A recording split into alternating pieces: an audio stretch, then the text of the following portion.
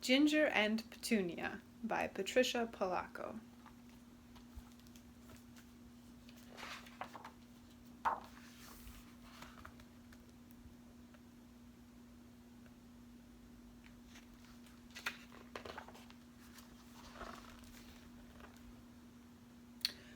Virginia Vincent Folsom is a very elegant lady.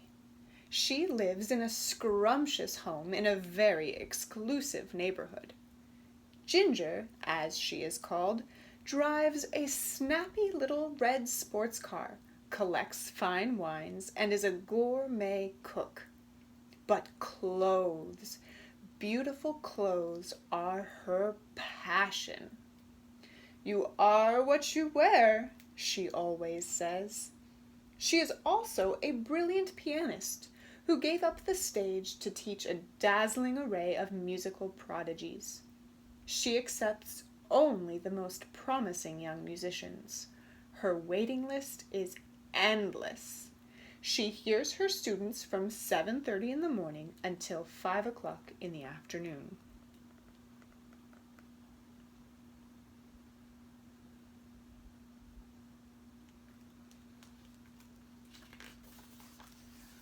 She listens and listens and listens.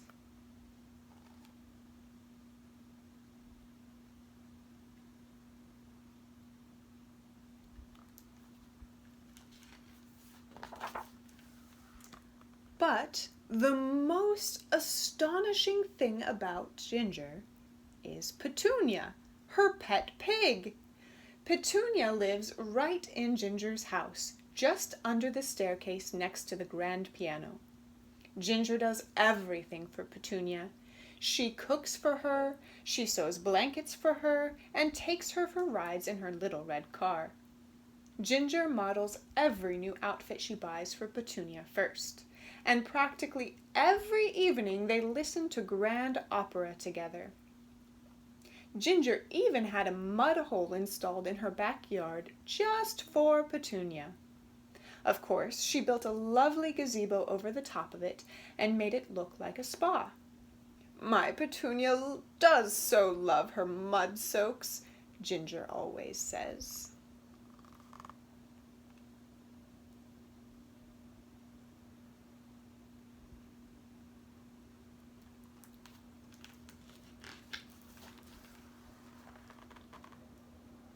One day, an engraved invitation arrived for Ginger all the way from England. "I've been invited to be the guest soloist at the International Congress of Pianists in London," Ginger trumpeted. Ginger was beside herself with excitement. "But I will have to leave for England tomorrow, and oh dear, there's no food in the house. And a whole week of lessons will have to be rescheduled, and there's all of my social obligations. And you, Petunia, who is going to take care of you?" Ginger cried. In no time, Ginger called House Sitters, Inc. and arranged for someone to come and take care of Petunia and do everything on her to-do list. The next morning, it was time for Ginger to catch her flight. "Well, my dear Petunia, I will miss you so very much," Ginger whispered as she kissed her pig's snout. "Someone will be here within the hour to take care of you. I'll be back before you know it."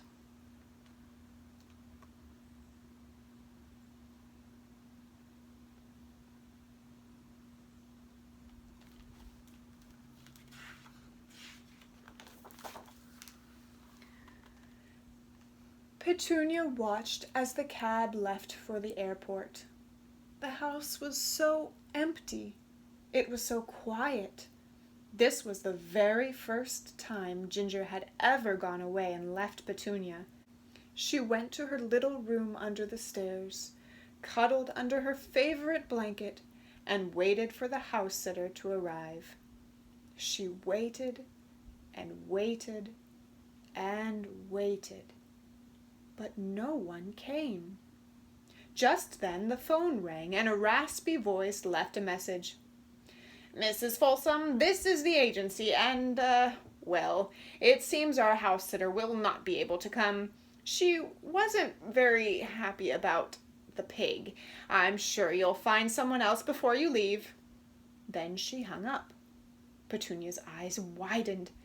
She curled up in her blanket and thought and thought.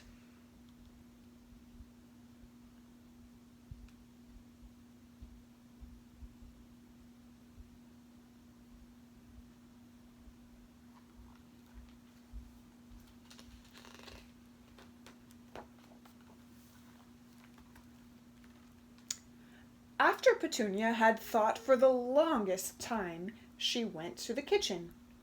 She peered into the refrigerator. It was practically empty, just as Ginger had said, but there were a few vegetables in the crisper.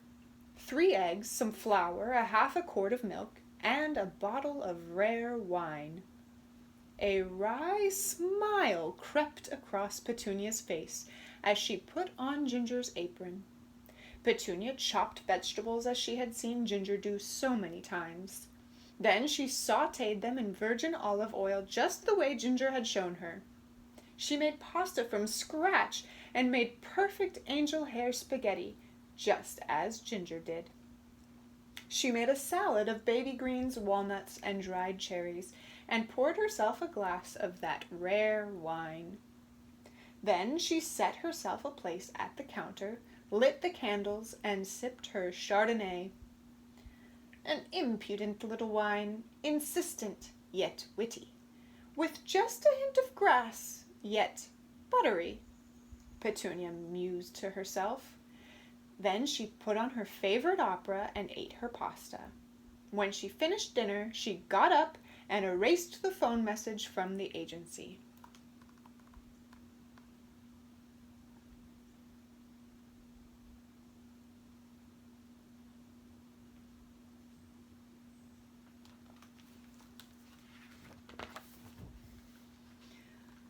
The next morning, Petunia went into Ginger's closet. She put on one of Ginger's elegant outfits.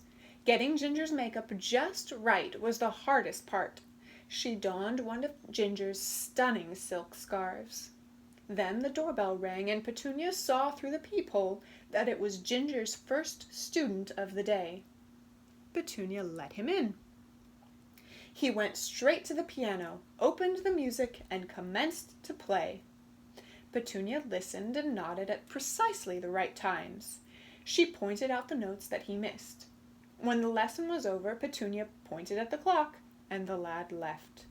And so it went all day long. Petunia listened to each of Ginger's students.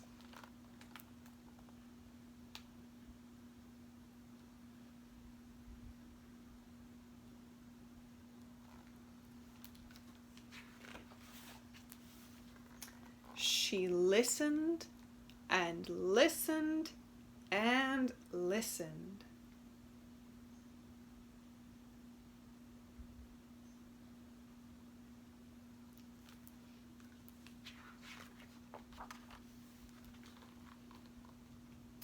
By the time Petunia heard the last student of the day, she was craving a soak in her glorious mud. But just as she was getting ready to peel off Ginger's clothes and leap into her beloved bubbling muck, she remembered that there was no food in the house. So Petunia put on one of Ginger's loveliest hats and favorite sunglasses and found the perfect handbag. She grabbed the car keys from the hall table, leapt into the little red car, and off she went to the grocery store. At the store, Petunia picked only the freshest and firmest fruits and vegetables, just as she had seen Ginger do. She got everything on Ginger's list. The grocery clerk was cheery and referred to her as Mrs. Folsom, and even helped her out with the bags of groceries. Petunia smiled, tossed him a very generous tip, climbed into the little red car, and drove off.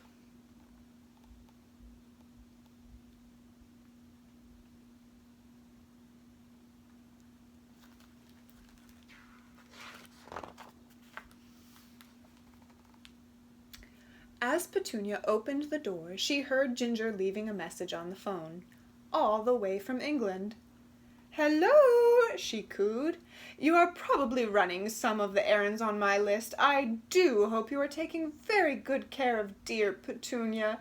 Give her an extra treat from me. Here's my number if you need me, 553-259-332369, Chesterton-on-Punsey." Petunia looked at the clock. It was much too late for a mud soak. So after supper, she settled in to study Ginger's to-do list. "Call the art museum and explain why I cannot attend the installation ceremony for the new statue on Thursday," it said. That was tomorrow. Too late to cancel.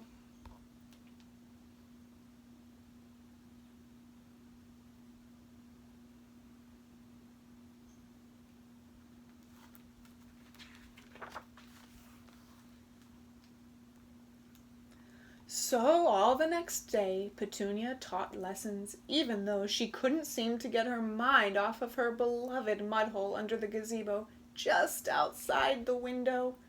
When the last student left, Petunia tugged off her dress and was finally getting ready to leap into that beloved muck when the doorbell rang.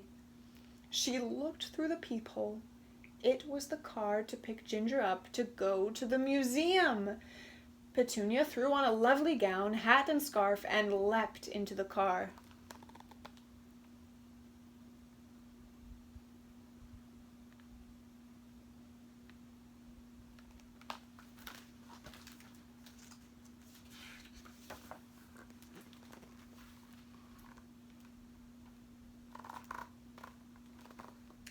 When she arrived, the ceremony was underway. The speeches were endless, and it was hot and stuffy, and so many people. Petunia began to find it hard to stand on her 2 feet. She'd be so much more comfortable on all fours. Just as the curator was about to conclude his speech, Petunia teetered. She was shaky and very, very dizzy. She braced herself against the statue, but it wobbled, then toppled to the floor. It shattered into 1,000 pieces. There was a gasp, then total silence as the crowd glared at Petunia. "Wait," said the docent. "Ancient Roman statues are always made of marble. This is just cheap plaster." "A forgery!" someone howled. "Ginger Folsom," the curator announced, "has saved the day." By the time Petunia got home, it was once again too late to soak in her mud spa. By the next morning, the headlines of the papers read, "Virginia Folsom exposes forgery." The phone wouldn't stop ringing. Reporters wanted interviews. There were endorsement offers from soda companies, paint stores, and an athletic shoe company. At noon, an invitation came from the mayor himself for dinner in Ginger's honor. That very evening. A car would pick her up at 6 o'clock.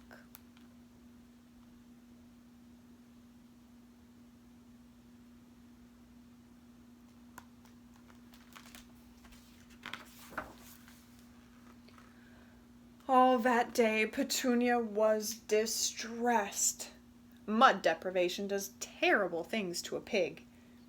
Petunia had put on her dress backwards, and nothing matched. When her students arrived, she just stared out the window at her beloved mud hole. She started to grunt, quietly at first, then small squeals.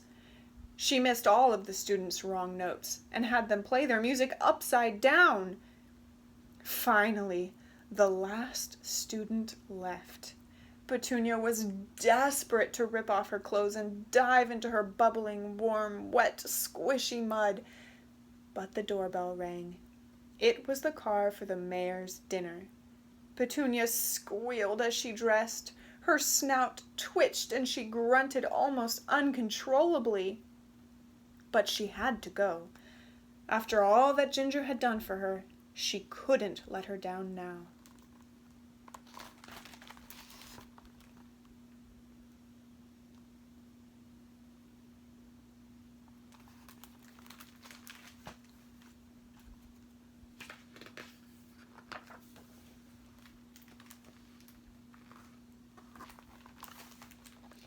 The dinner party was a gala affair. Absolutely everyone wanted to know the Virginia Folsom. Petunia stood right next to the mayor in the reception line. Except for some small grunting sounds, she was holding it together pretty well. Ginger Folsom, alias Petunia Pig, was again a hit. That is, until they all sat down for dinner. Instead of using her silverware, Petunia suddenly slurped down her soup right from the bowl. Then she gobbled down the main course with loud smacking sounds. Finally, she sat back and let out a huge burp. At first, there was only stunned silence. But then the hostess said, "Mrs. Folsom has just returned from an exotic country. She is merely demonstrating rare foreign customs." Petunia nodded yes, and so one by one the guests joined Petunia. They slurped their soup right from their bowls, gulped down their food, and one by one they sat back and burped. "What an original idea to break the ice," one lady sighed. "Madame," the governor said as he kissed Petunia's hoof, "I want you to be my most esteemed guest at the black and white ball tomorrow night. I'll send a car for you at 7.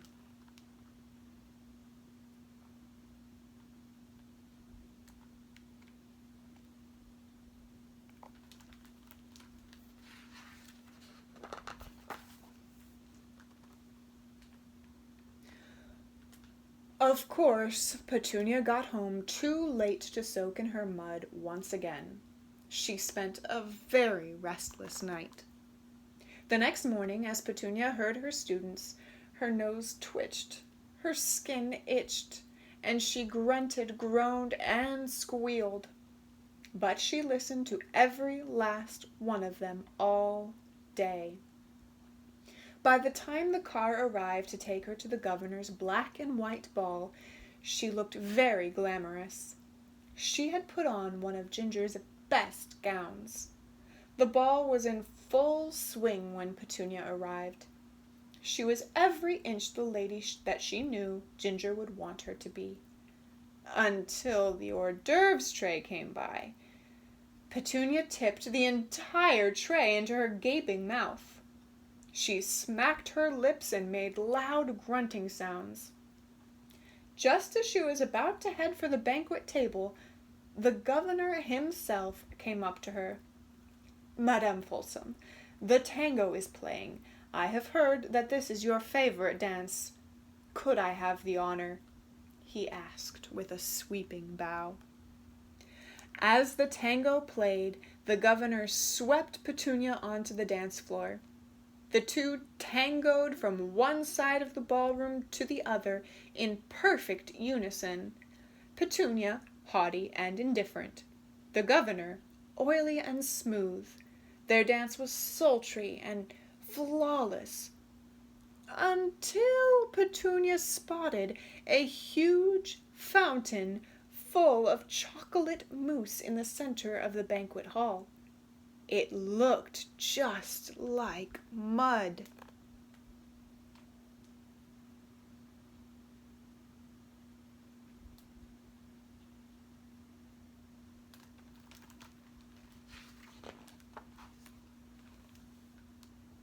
She pulled the governor toward the fountain of deep brown pudding.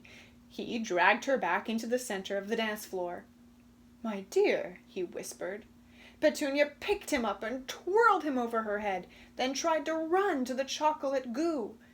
He landed right beside her, tipped her over backwards, and dragged her about the floor. Petunia dragged the governor by his collar back to the chocolate fountain. "You are an exciting dancer, Mrs. Folsom," the governor wheezed. Petunia grabbed his ankles and swung him round and up into the huge vat of chocolate mousse.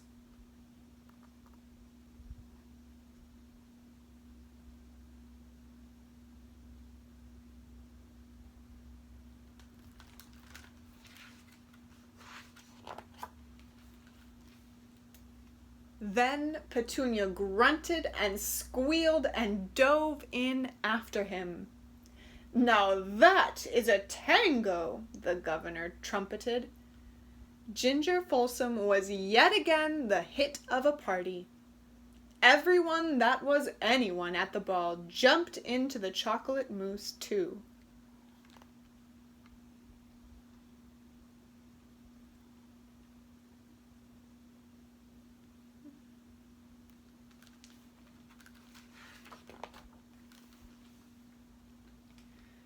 Petunia should have been a very happy pig, but when she was driving home from the ball, she began to cry. The dishes waited for her, vacuuming waited for her, the whole house waited for her, and she needed a real mud bath. But when Petunia stepped into the house, the soft lights were on, and opera was playing. The house was clean. The table was set and flowers arranged. A delicious aroma was coming from the kitchen. Then she heard a very familiar voice. "Petunia, my dear pig, I see you have had quite a time." It was Ginger. Petunia jumped into her arms. "You know, my dear, we do get the news in London. I know everything." Then Ginger hugged Petunia. "You did exactly what you had to do, and I promise that I'll never leave you again." Petunia nuzzled Ginger and grunted. "And to think, no one noticed that you weren't me." "Well, I always say you are what you wear, and Petunia, from what I gather, you were a great me."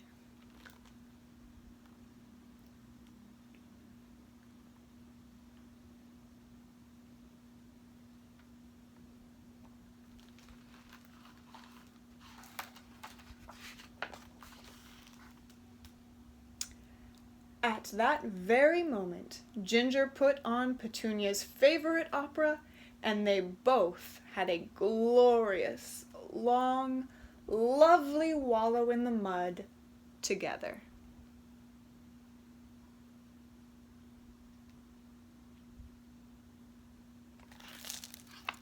The end.